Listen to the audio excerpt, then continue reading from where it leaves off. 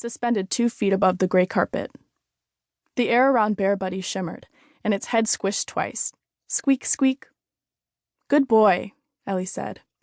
Maybe, for Kirby's peace of mind, the skull should make a funny sound. A rattle? A wee scream? Bear Buddy flopped out of Kirby's mouth and landed on the hardwood floor with a pathetic half-squeak. Strange. Usually he returned the toys to Ellie. Kirby wasn't the kind of dog who treated fetch like a game of keep-away. "Bring Mr. Bear Buddy," Ellie said. "Bring it." In response, Kirby turned fully visible, as if somebody had flipped a switch from shimmery transparent to opaque.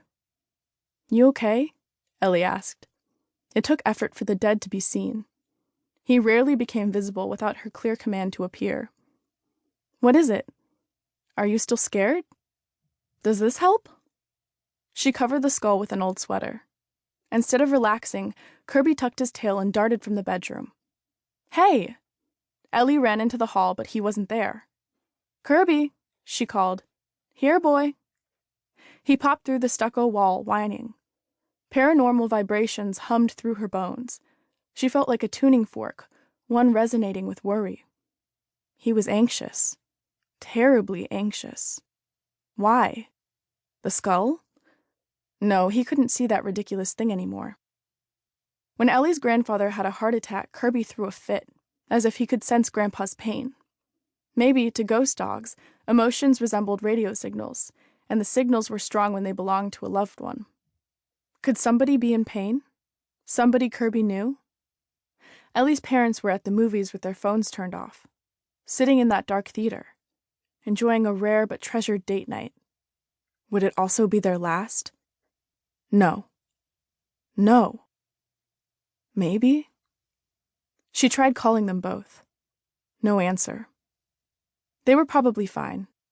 That said, every time Ellie left the house, the oven was probably turned off, but she still double-checked its knobs. Ellie had to know, with absolute certainty, that her parents were safe. The 6-screen theater was 5 miles away from home. 3 miles if she cut across the river using the old railroad bridge. It had been closed to traffic for years. Ellie couldn't remember the last time a train crossed the Haratonic River on its rusty tracks. Sometimes, as Ellie walked home from school, she noticed people on the abandoned bridge. It drew even greater crowds at night. Darkness protected graffiti artists. They climbed 40, 50, 60 feet above the river to paint the highest trusses. She wondered if the risk was worth the payoff. From the deck, a plummet into the Haratonic River might be survivable, if the artist could swim and the river was calm. Much higher? Perhaps not.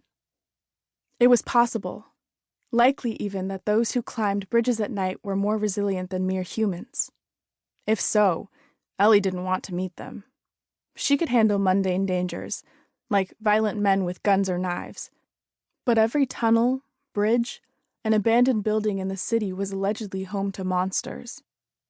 She'd heard whispers about clans of teenage-bodied vampires, carnivorous mothmen, immortal serial killers, devil cults, cannibal families, and slender people.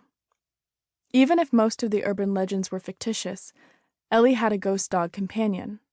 When it came to strange stuff, she could not be too open-minded. At the front door, Ellie slipped into tennis shoes and a reflective athletic jacket. Her bike had red lights on its handlebars and seat. They might alert drivers to her presence, but she needed something stronger to illuminate her path across the bridge. After a moment of frantic searching that left half of the kitchen cabinets yawning open, she grabbed a battery-powered flashlight from the clutter drawer. "Heel, Kirby," she said, and they stepped outside together. Ellie lived near the top of a small mountain. The ride downhill would be quick, if not safe. She fastened her helmet and pedaled her bike to the crack-latticed cement street. From a 100-year-old oak tree that dominated her modest lawn, a barn owl hooted twice. When Ellie pinned it with her flashlight beam, the bird lighted from its branch and silently flew away. "Damn it," Ellie said.